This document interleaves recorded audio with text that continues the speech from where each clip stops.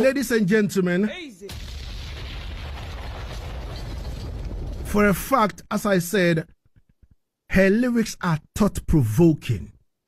And sometimes you ask yourself, based on what context or what step into her mind for her to write. You understand me? You know, my experience in Jamaica last year taught me a lot of things. And seriously, Queen Ifrica is a teacher as well. She's an open-minded artist, as I said. You know, she touched on a whole lot of issues. So today we're going to learn. Easy. And there's a saying that when the students are ready, the teacher will appear. For 17 years, today we are fortunate to have the beautiful, militant Ventress Morgan, aka Queen Ifrica, on our program on Asaase Radio, the voice of our land. 99.5 in Accra, 98.5 in Kumasi, 100.3 in Cape Coast, and 99.7 in another region, Tamale. Asaase Radio, we are nationwide. And per the statistics, over 30 million people are in tune listening to us right now across the whole of Africa as well. We're live on Facebook at Asaase 99.5. We're live on X and we're live on TikTok as well. Ladies and gentlemen, let's go and welcome the Queen, Ventress Morgan, aka Queen Ifrica. Queen, good morning. Hey, what's up, my bro? Everything good. What about yourself? I am great, giving thanks. We give thanks. As I said earlier on, it's been almost 17 years wanting to have the queen on my show. You understand me?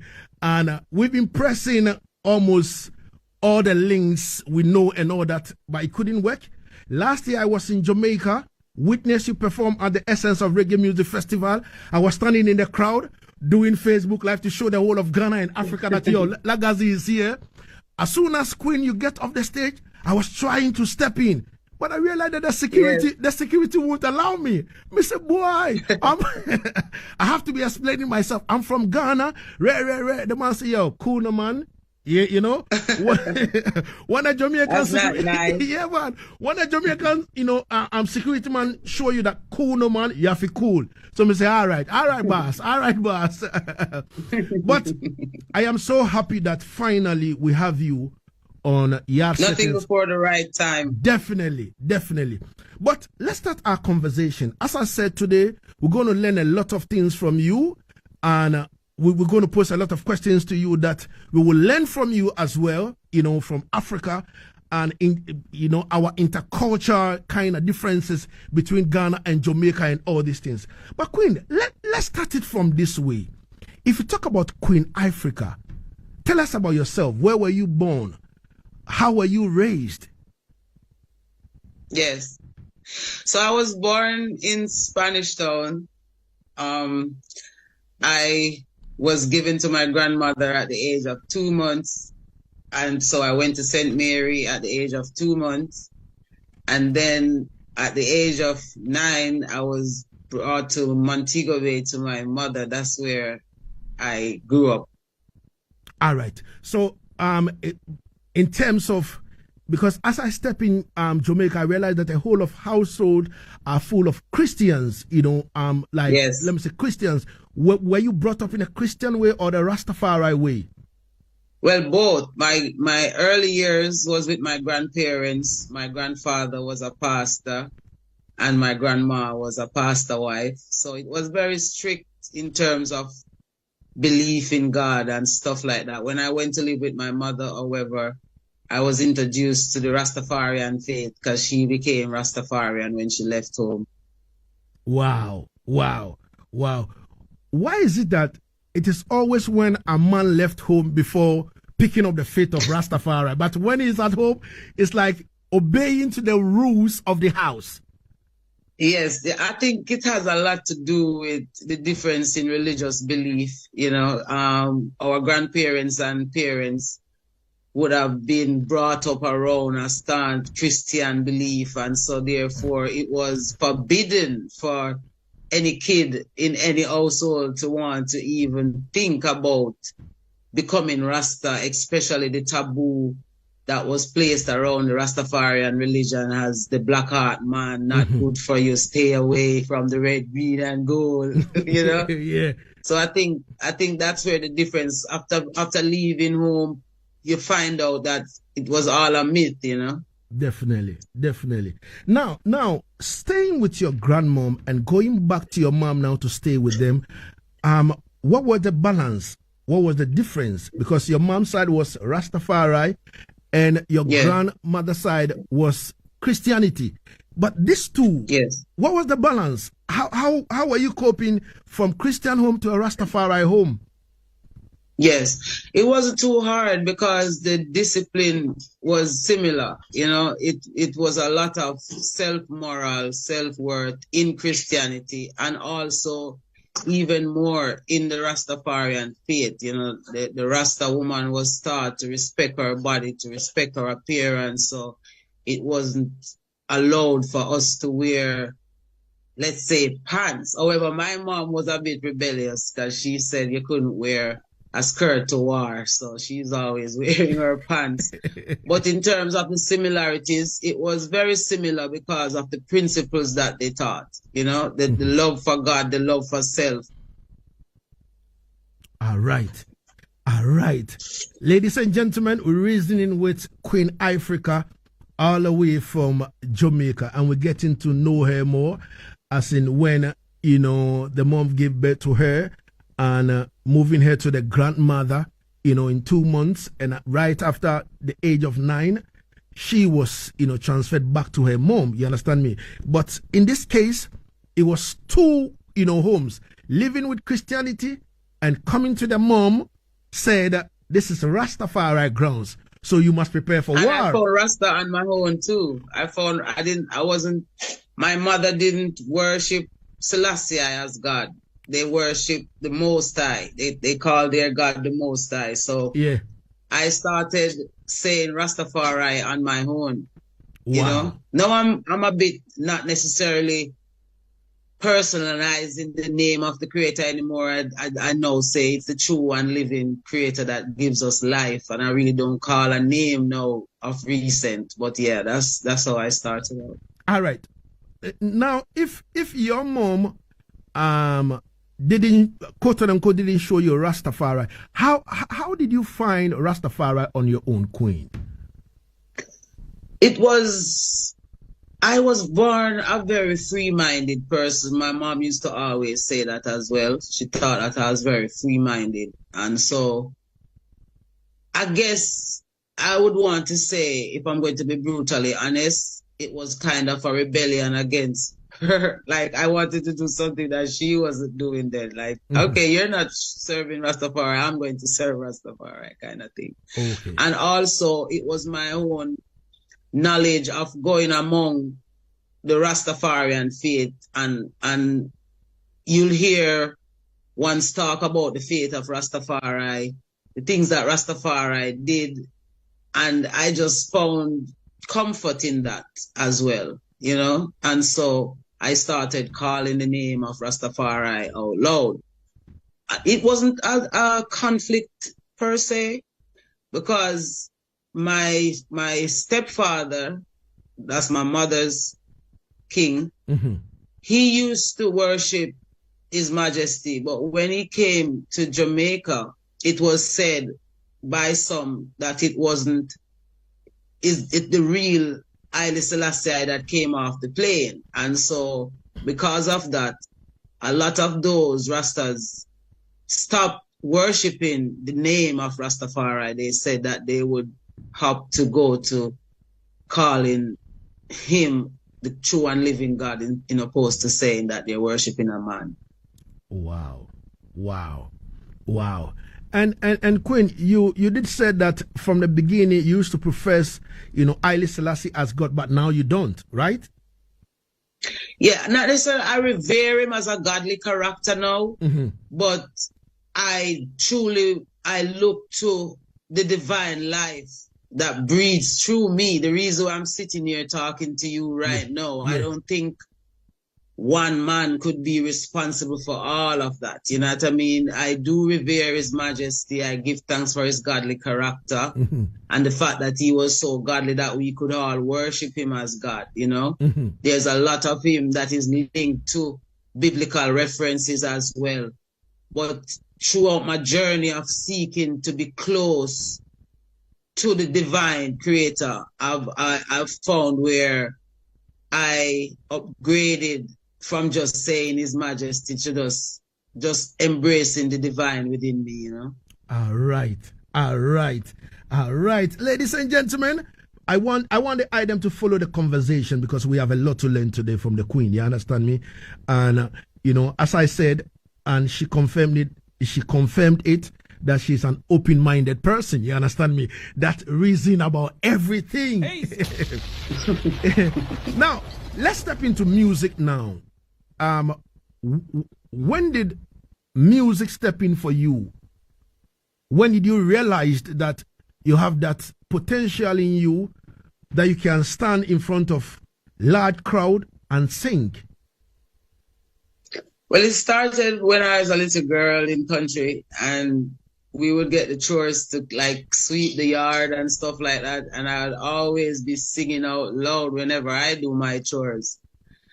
It was something that I did naturally. I would also want to take part in school events as well, you know, where performance was concerned. But I wasn't driven to become an artist. I was nudged, meaning people would always hear me sing and they'd always say, girl, you know, you have a good voice. You need to do something with it. You know, that was really my push towards music. When I went to live with my mom in Montego Bay, we started going to the Nyabingi celebrations, you know. We'd always have banquets and different occasions like that. And I was always encouraged to perform on stage by my friends or by my mom or, you know, whoever was there who knew that I had a sound in my voice. And so from there, it was other events in the communities, you know. One of them, namingly, was Reggae Sumfest in the early days. They had auditions, and I was also encouraged by my friends to go enter. I entered, I won, I got to perform in a very prime time place on Sumfest that year too. And so I was really encouraged into music, if I'm going to be honest. All right. Now, you were encouraged into music. Now, reading a lot of bios from other artists from Jamaica, you realize that others say, oh, I had my first experience from the church and all that. Others started with sound system and all that. Because this show is a sound system culture show, I would like to find out from you whether you had any early experience with any sound system. Yes, in Montego Bay, you had a lot of sound system pieces and Jack Creation sound, and you know, a few sounds were always there. And yes, we would touch the mic every now and again. I would also be encouraged. I had friends who would always be passing through these sessions and they always call me to the microphone. And yes, I would, you know, I loved the idea of the versions, you know, voicing a song over the versions. In those days, we would sing a lot of Garnet Silk songs and stuff like that on the versions, and that was the greatest. I actually have a very soft spot in my heart for that aspect of our culture, you know, the sound system culture, where an artist hold the mic and just dub over some tracks, you know what I mean? Even when I do track shows, sometimes I do it for the pleasure of that experience, you know? Nice. Now, I give thanks for the clarification in terms of, you know, the sound systems you had, the experience with and all that. You understand me? You made mention of pieces, and you know, I spoke to Bada General on this particular show, and around that time, he said he was a young boy who was going in, to school and still handling the Pieces sound system. So I'm like, wow. Yes. Wow. That was a big one. That was a big sound system in Montego Bay. Yeah. So I give thanks for that. Now, in terms of recording now, you realize that a lot of artists those days, you go to the sound system, sing your songs, the songs will get buzzed over there before you even go into the studio to go and record. How did yours happen? How was your first experience in the studio? Did anyone held your hand like, yo, let's go into the studio? Did you meet any producer or something? How did that happen? So my first experience in studio again was in Montego Bay. I can't remember the name of the man right now, but it was my friends who was going to studio that day, and they said I should come along with them. And so I went, and I'm trying to remember the name of the song that we did. Mm-hmm. But yeah, it was very nerve-wracking because that was my first time going into studio and, you know, going around that part of the entertainment industry where you go into a studio to record. It was very fascinating. The song was not released or anything, but yeah, that was, if you say, if anyone held my hand, I had to hold my own hand because I was always supposed to be the brave one and supposed to be ready to do anything. So I had to show my brave face even though I was very scared. All right. Now, recording, going into the studio to have that kind of first experience, but the song never get released. Let's talk about professionally. When you entered into the studio and recorded the song and it was put out, and now the name of Queen Ifrica was everywhere. So that would have been after I met Tony Rebel and was introduced to Penthouse Records. And that's where you could say I had songs that were playing, but when I did Below the Waist, I was the final artist to go on the track because they was waiting. A lot of the other artists had already recorded, but they were waiting on my song. And so I was the last artist to record on that track. And yeah, the rest is history because that's the song that really, made the world know Queen Ifrica. Mm-hmm. Mm-hmm. Songs like Below the Waist, yes, and Let Me Get to Know You, and among others. Sometimes I listen to some of these songs and I'm like, before putting pen to paper to write, yes, where does the inspiration, comes from? It comes from reality sometimes, like if it's not my reality, it's someone else's reality. Like, for example, Below the Waist was my reality. We quarrel and we fight and we made up and kids were born. So, yeah, that was me. I always say I use my pain as medicine. So that was me using my pain as medicine. Wow. Now, one song that maybe in recent time, I played it. I wouldn't say I mistakenly played it once, but after I returned from Jamaica, I was going through my catalog one time, and then I came across Let Me Get to Know You, and I'm like, yes. Immediately, I start playing this song on the radio. Can you believe that almost every week there is a request that Lagazee, why you play that song? Yes, they love that song, yes. Yo, talking about... So let me tell you. Yes, talk to me about it. Yes, go ahead. Talk to me about it. That song, no, it came from the rhythm. That song came from the rhythm. And my idea of writing a love song is, all the time as women, we always... we want the men to love on us and to be the one to approach us, and you know what I mean? Yeah. But my thing is, as a woman, we see a man that we like and we want to step to as well. And so why not, why not tell a man that he's nice and you'd like to be with that person? You know what I mean? Yeah. So that's how the concept came about. But the melodies and stuff, I heard them in the rhythm because I that's kind of like how I process when I write. I listen to the track and the track, I hear what the track is saying, and then sometimes I can determine, what to put there in terms of words to lyrics. All right. To melody. All right.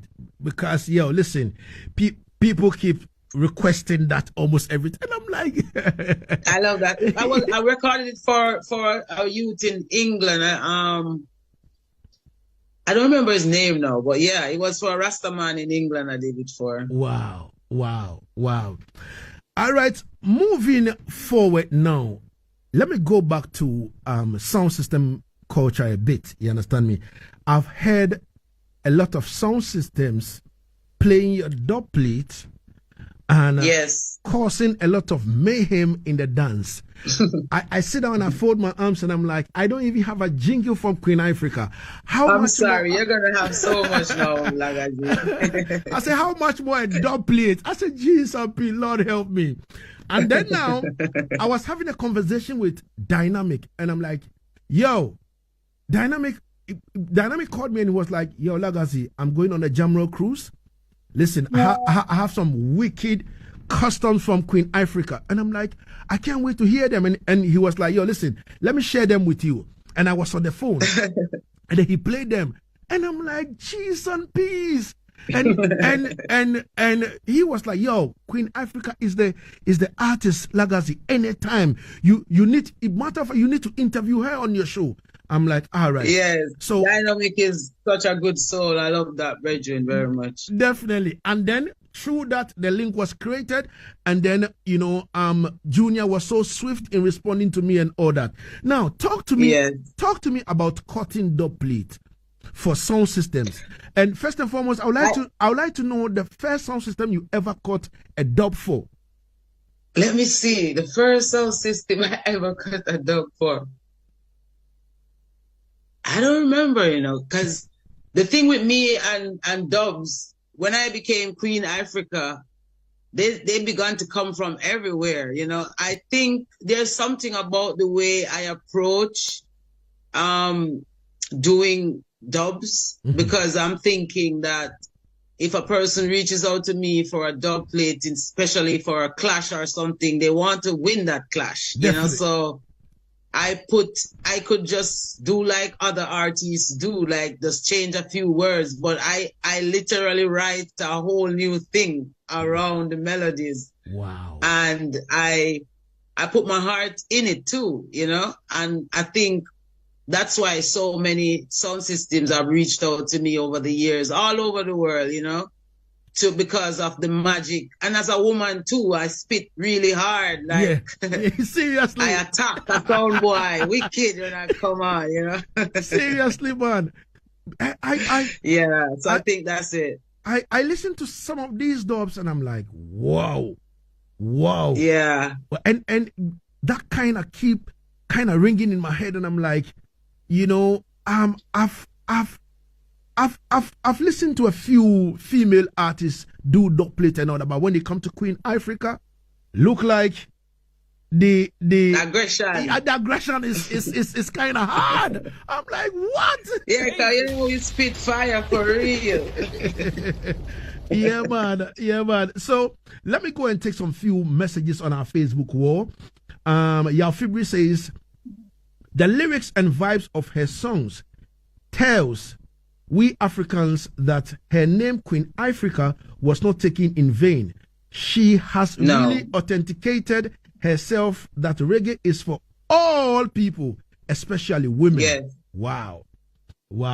Yes. And then yes. Yalfibri again said, I can see Queen Ifrica is a God person listening to how she is approaching Jah Almighty. All right?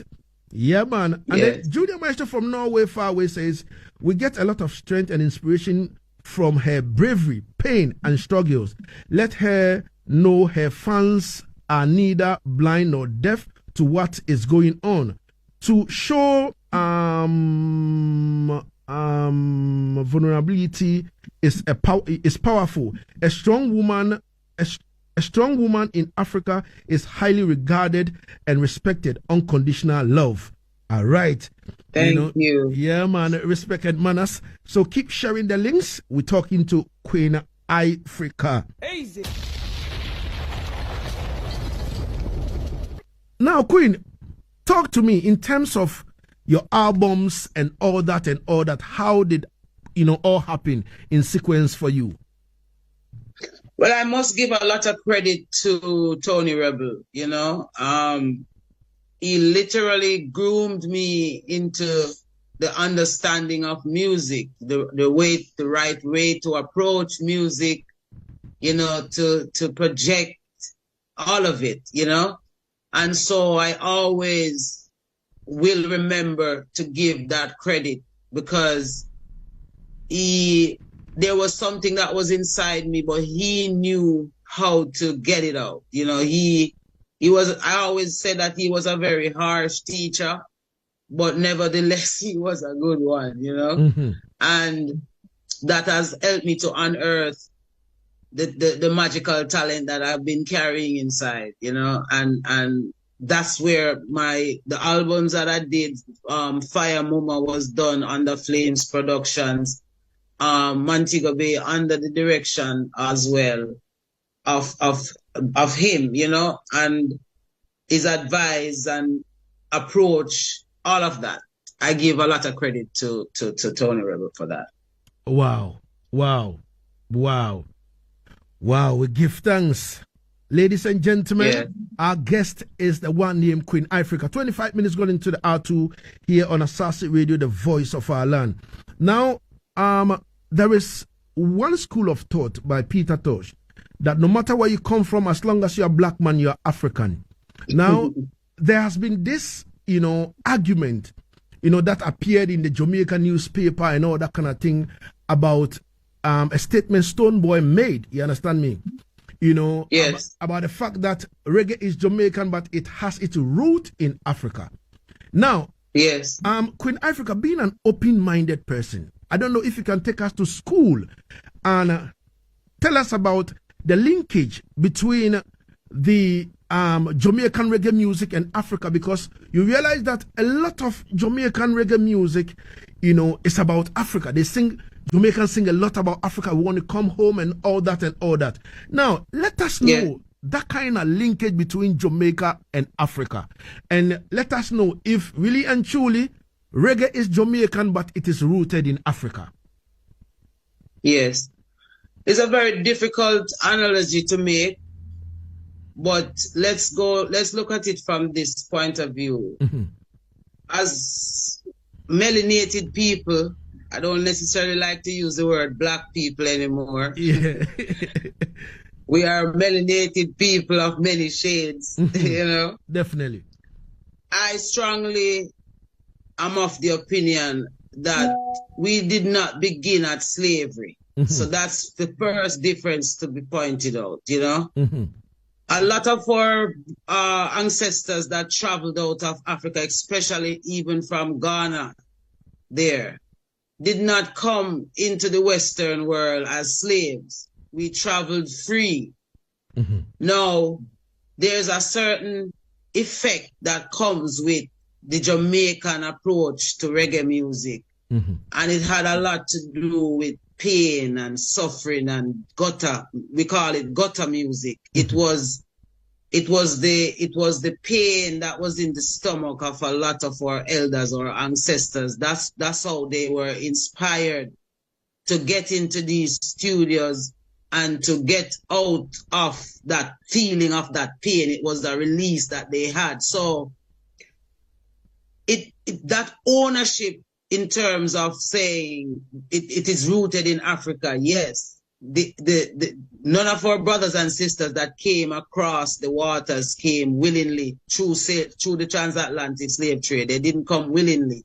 So all of that pain, that anguish, that resistance also came along. Jamaica is a very big cocktail of people that's here. You have Irish blood here, you have English blood, you have all the different places where they took our ancestors from and brought them onto this island and made it into what they call out of many out of many one, but it was out of one many. And the one was the free people that was living who came from our lands or motherland, Africa, but they came freely. So I think that's where the disconnect happens, where you want to give kudos to the invention of the feeling, the patent. The patent would have come from the feeling that was happening in the making of these music. You know what I mean? It was what our ancestors were listening to, what made them move, the African songs that they would have sung, combined with what they would have been hearing on American radios and all the different genres that culminated into. And also you had revival, you had kumina, you had dinky. There were so many different sounds that was coming together to create the diversity that we see in how some Jamaicans approach, especially reggae, in opposed to others. And so if you notice, as much as it is said that the music would have come from Africa to Jamaica, a lot of Africans would want to come to Jamaica to feel the difference in the connection, in the Lucky Dubes, in all of these other artists, that they wanted to feel the way a Jamaican artist felt when they were singing these songs. But again, as I said, it had to do with the feeling that was happening here on the ground, or you know what I mean? If you get what I'm trying to say. Yeah. I think it's the difference in the emotional approach, in how the emotion was projected. That's what made the difference, you know? And so if it was created in that pain, then that's the patent. That's where, and if you notice, even today in our music, the feeling is not there anymore, because it has become now commercialized, and people are not writing because of a true need for us to be free from slavery, to go home to our land where we came from. It's more about paying a bill or buying a car, or you know. So they have taken away the purpose, in some sense, of the word now. And that's why we see that there's also a struggle. So the ones in Africa who would have loved it for the fact that it would have helped to free Mandela out of prison, to free Zimbabwe out of bondage, you know, to bring that strength of standing up, resist against it. It's not who you are kind of thing. We're finding that they're trying to kill that now, and to pull away and to commercialize and put rum and all these things around. And all the other agendas that they're pushing through the music now. So they're changing the channel. So it is upon Africa now to if we're going to say now that Africa is the root, then it is upon Africa now to really stand up and defend the root now. Definitely. You know, because if we're going to mimic what's happening coming out of Jamaica now, it's going to be a little difficult, because it's compromised. They're very greatly compromised now. All right. Ladies and gentlemen, the queen is on. You understand me? And Yafibri says, Queen Ifrica is educating us about the history of black people and reggae music to the Western world. Jelon says, I have witnessed Queen on several festivals in Europe. She is always on fire. Bless up, Queen. All right. And then Nico Tekwete says, greetings, Empress. Can you please tell us whether you performed in Africa, and which was your first country, and any plan to approach to have one in Ghana soon? Yeah, right. So yeah, I'm definitely looking forward to coming to Ghana. I haven't been to Ghana as yet. My first performance in Africa was in South Africa. I was brought there by the government at the time. And I did a performance at, I think it was Johannesburg Academy, I'm not quite sure. It was a very big venue. And also I performed for Winnie Mandela on her 80th birthday. That was amazing for me. You know, that was an experience that I'll never forget. And also, I've performed in Kenya already as well. I'm looking forward as well to going back to Kenya. I'm supposed to be going to Gambia in November. So I'm looking forward to touring all of Africa. That has always been one of my greatest wish. All right. So if I understand Queen clearly, she's been to South Africa and she's been to Kenya. Yeah. You know, yes. So let's put that on record. She's been to South Africa and she's been to Kenya. So all the African countries listening to us right now, the Queen said she is ever ready to come to Africa. You understand me? Yeah. You know, yeah, she's ever ready. So as we're gonna wrapping up the interview, she's gonna put in terms of how to get to her. You understand me?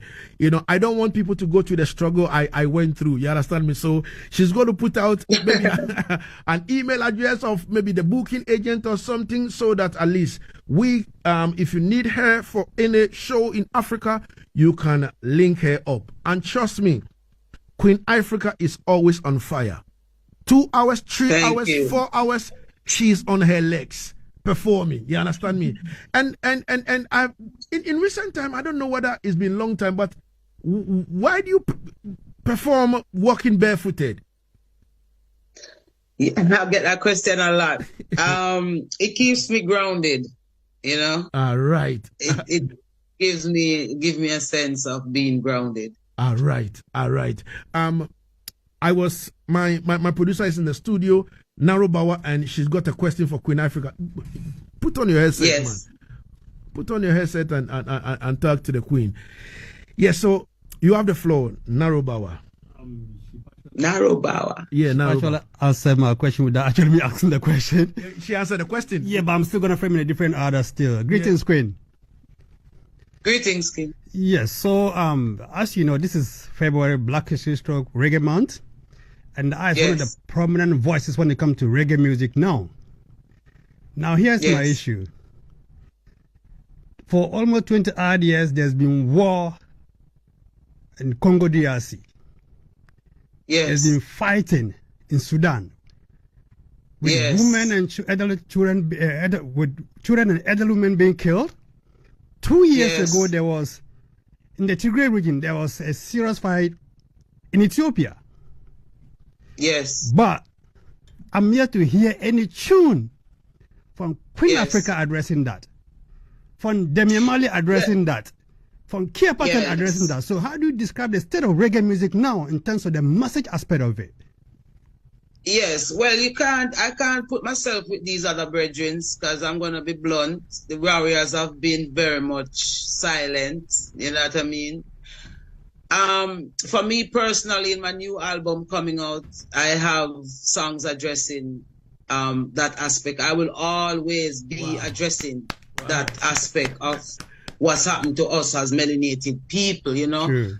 As I said before, our music has been commercialized, and a lot of our artists are not driven anymore by the love and the urge for freedom and for justice for us. They have all given up, if I'm going to be blunt. And it's very, I don't know if discouraging is the right thing to say, but it's very discouraging to see it happen. You know, it's heartbreaking, to say the least. And it's something that even as a musician myself, I am very concerned about the fact that there is no passion for our righteousness and for our justice anymore. You know, I can't go in the head of these brethren to ask them what has changed. I can only hope that in their future productions that they have coming out, that they will see, you know, the need. If you notice in social media, I am being beaten up a lot because I am willing to go into these spaces and to share these kind of things. If I have clippings from the Congos, if I have clippings from anywhere, I just saw a video the other day of an Ethiopian sister that was sold into slavery, you know, and to know that in 2025 we still have our people being sold into slavery, it's heart-wrenching, you know what I mean? And I think music is the tool that can be used, that has the broadest reach to fix some of these ills and these issues by just people hearing and starting the discussions around them. So I am hoping that when my album comes out, it will help in some way from my little corner to shine light on a lot of these issues. And don't worry, I do have songs coming. I had to take a break to work on my personal self because I wouldn't want to be somebody trying to tell someone to be strong when I wasn't myself. So I am where I need to be mentally, spiritually, physically. And so for the rest of this future, with the willingness of life in me, I plan to livicate what I do solely to that, you know, to the upliftment of us. All right, give thanks. Then my last question to the eye. You know, you're one of the few empresses that really speak out when it comes to domestic violence. Yes. And, you know, trying Rastafari myself some years ago, just as I said, I'm no longer, you know, but, you know, I've come across bridging where, like, a lot of empresses have been abused by their kings. But because of the so-called dogma of Rastafari, they don't really speak out when it comes to domestic abuse within the Rastafari community. So what is your word of advice to any empress that's out there suffering through domestic violence from the name of love and empress and Rastafari keeping the vibe and religion, all of that to suppress those women? What's your advice to them as someone who really speak out from your own experience when it comes to domestic violence?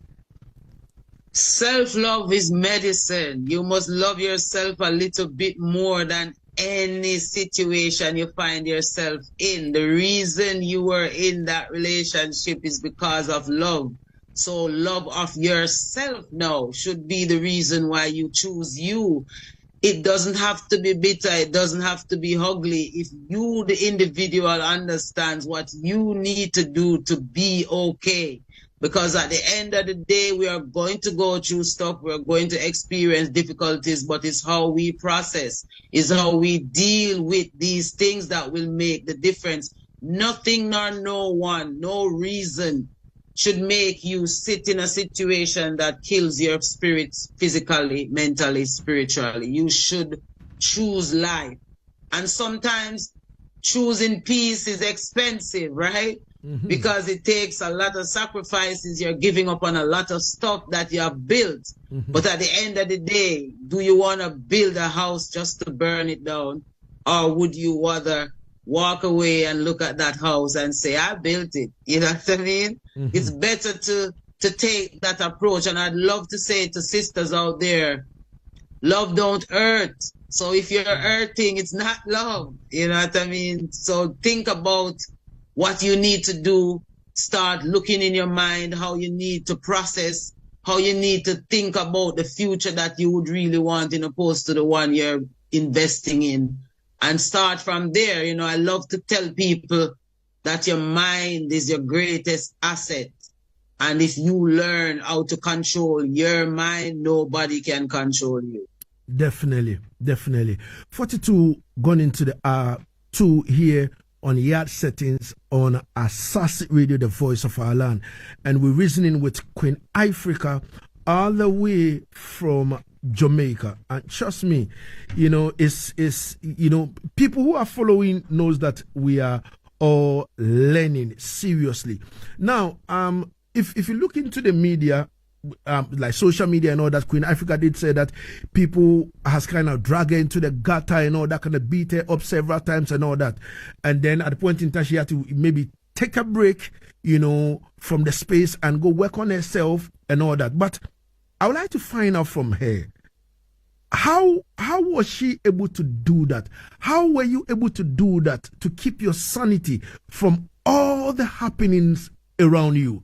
Because all of us sometimes we do go through things, Empress. You know, myself at a point in time in my life, and I said, anytime I say this, you know, water coming on my face, simply because at a point in time, on that fateful day, that fateful night, I was holding a rope. I wanted to hang myself and kill myself. But again, but again, I'm like, Lagazee, if you end this over here, you know, people will stop calling your name. people will stop doing this and all that. And then again, yes, an inner voice spoke to me and say, do you want to do this to yourself because people are saying A, B, C, D, S, Y, Z? Don't you think if you can wait a bit and go deeper into yourself, you can overcome it? You know, it was a struggle between me that night, but I was able, able to overcome that devil on that particular night, and then I am here today. Now, share with us, how were you able to, you know, woman up? I don't want to say man up. How were you able to woman up to be able to stand strong till now? The same thing you did. I choose God. And whoever you conceive your God to be, that's why I don't personalize God anymore. Whoever you conceive your God to be, and you know in your heart that is the true and living giver of breath, the breath that we breathe. Mm-hmm. And you turn to that source and you bring everything to that source. Everything. You know, you don't need no psychiatrist when you go to that source. No. None of those kind of therapists you don't need when you go to that source, because you don't see a person, but you feel the difference in when you are sincere enough to lay it out in a quiet space, in a quiet moment, whether it is wherever you choose, whether it's a church, whether it's a mosque, wherever you choose to go to that source, you must go there sincerely, diligently, willing to accept sometimes not having the answer you need immediately, but be patient enough to wait on that source to answer you.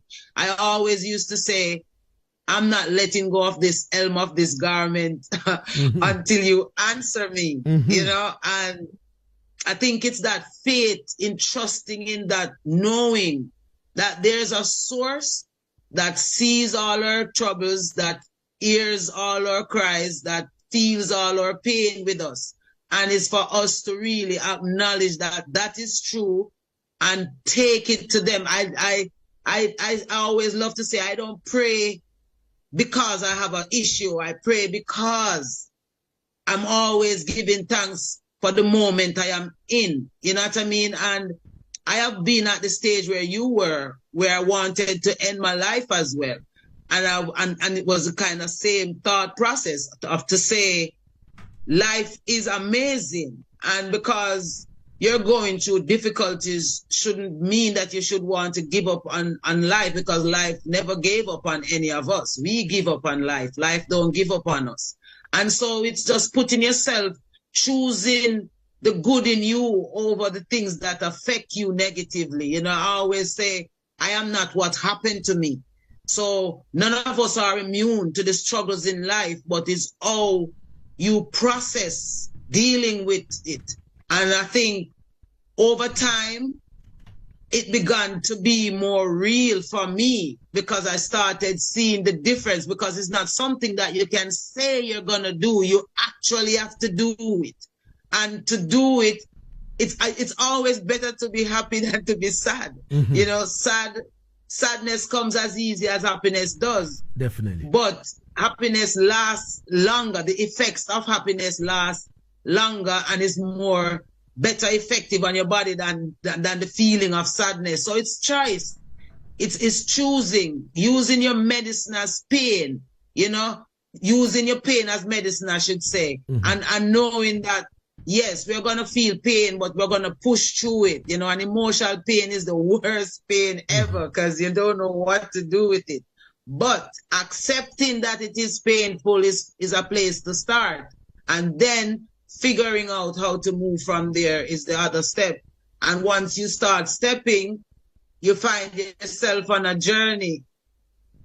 All right. Wow, beautiful. 48 got into the R2 here on Asaase Radio, the voice of our land. We're live on 99.5 in Accra, 98.5 in Kumasi, 100.3 in Cape Coast, and 99.7 in the northern region. Tamale, Asaase Radio, we are nationwide. My name is King Lagazee, and the show is Yaad Settingz. Now, going into our Facebook page, Kojo Ifrica says, large up Queen Ifrica. She's very humble and respectful lady. For sure, you understand me. And Julia Maestro says, how do you combine motherhood to working as an artist? Yeah, that's a tough one right there, because us as artists, I can speak for others too. Sometimes our children get left behind because we're always going somewhere. We're always out of the household. And so in that case, you need loving people around you. You need people who will care for you like you would care for them. Like my children are grown up, especially 2 of them are adults now, but there were times when I wasn't there for them in the household like I should, and I've seen where it has affected them in some way. And so what I do is I, again, accept that my absence would have been some of the reasons why, they would have fall off in terms of how they perceive and see life. So now I can speak to them openly about it and ask them as well to look at their self, because they want to come into music as well, and they're going to be having children too. So I'm telling them that you must know that it comes with a lot of sacrifices, and it's the mindset that you will develop to deal with said sacrifices, that will even help you to have a good relationship with them as you grow, because it can also lead your kids to move away from you if you're not careful, because as I said, as artists, we're looking out for everyone else, sometimes not even ourselves we don't look out for. We're always off making someone else feel good. Definitely. And I learned a lot because I had a blended family, and so I really had the whole experience of my biological children, my spouse's children, and how we had to balance all of that to make it make sense, So I think it's just being aware of the realities of your situation and just handling them in that said reality that really helps you to deal with the matter hands-on. All right. So, speaking about your children, someone want to venture into music. I think Essence of Reggae Music Festival, you introduced your daughter on stage, for her to come and do a thing. And there's also Imaru Tafari that did a song with Popcorn called Elevate. Yes. All right. So, moving forward, Jerry Chichidudu on our Facebook page says, great conversation. The Queen is a real deal. Me love her style and pattern. Ask her about the inspiration behind Daddy and if she never faced discrimination for her choice of gender and message. Can you say the question again? All right. So, Jerry Chichududu from the Volta region, she said, great conversation. The Queen is a real deal. Me love her style and pattern.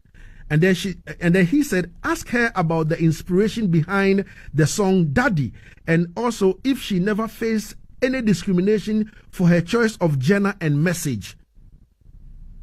Okay. Well, yeah, I am a very outspoken person. I am a free person, so I speak freely. So yes, I'm going to get opposed by a lot, especially of the demons, dark forces that don't want us to shine our light.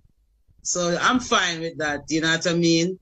In regards to Daddy, yeah, Daddy was a reality that I never ever want to experience again ever in my life. I don't wish it for my worst enemy. And that's the inspiration for that song at the moment when I did it. I was just using my pain again as medicine, as I said, because it was my literal pain that I was sharing in that song. And I'm happy I did it as well, because there are many people who have experienced what I've experienced, and it's not something you get over, but you learn to not necessarily cope, but to accept it for what it is, because you can cope by drinking or smoking or becoming promiscuous, lewdness, but you can accept and decide how to live with it. you know, and I think I took the latter, to accept for what it was and to choose life over death. All right.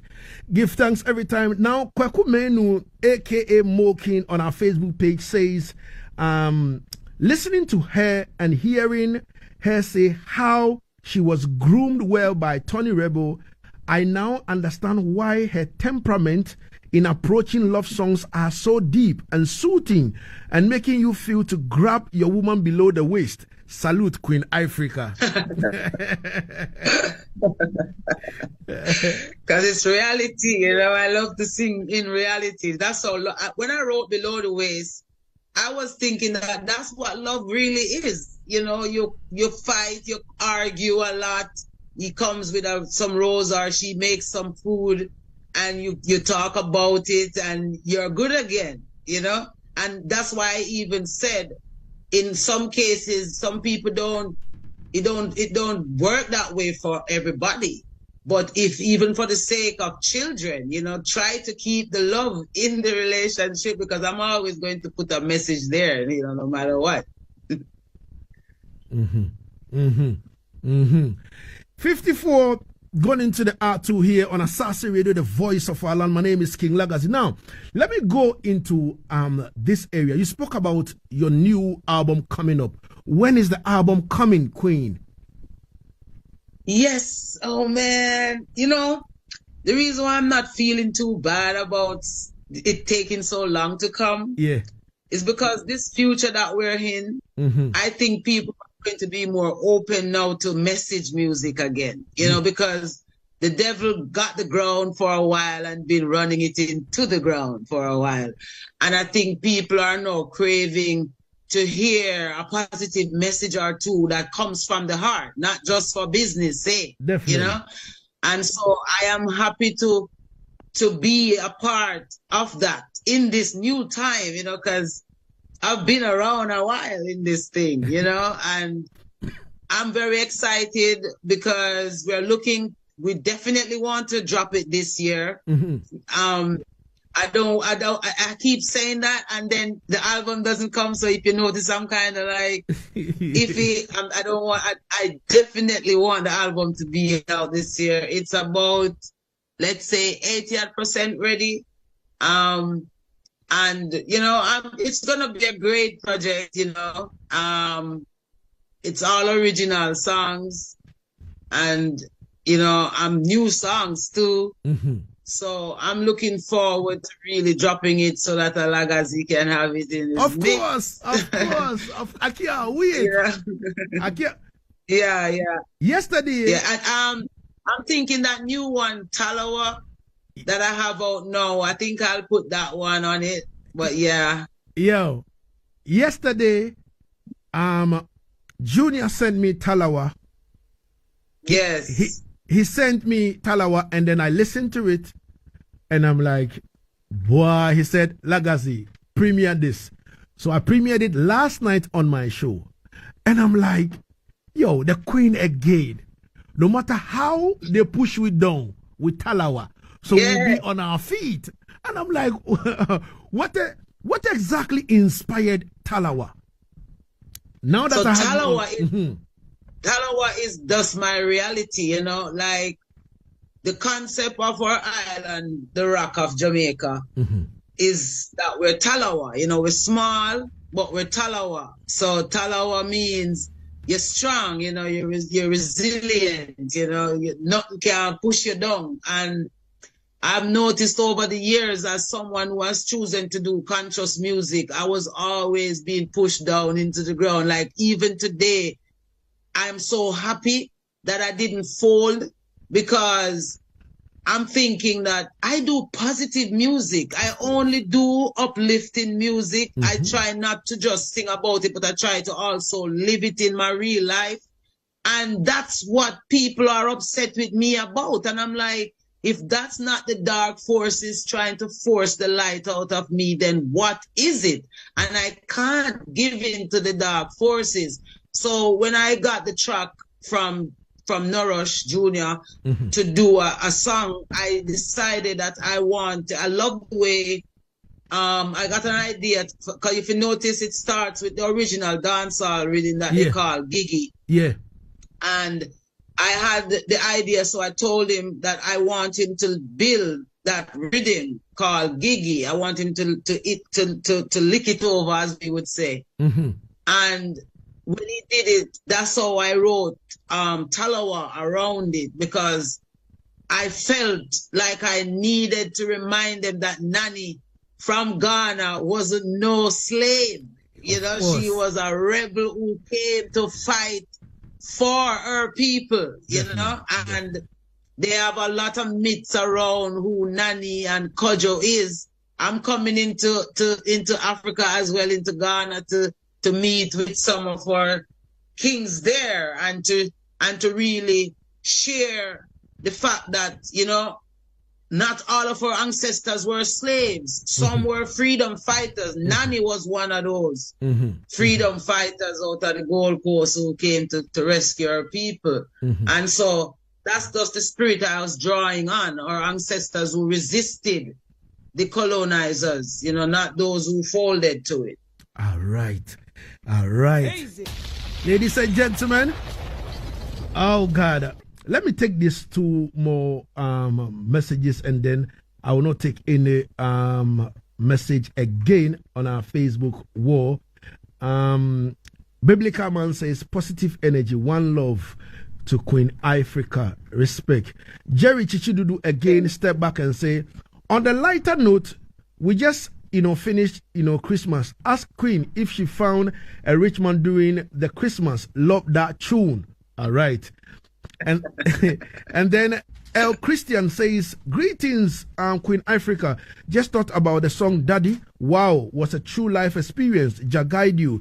That song is an eternal one and should be used to educate by organizations like the UN, etc. Yes. All right. So it means that this particular year we're going to have Queen Ifrica's album.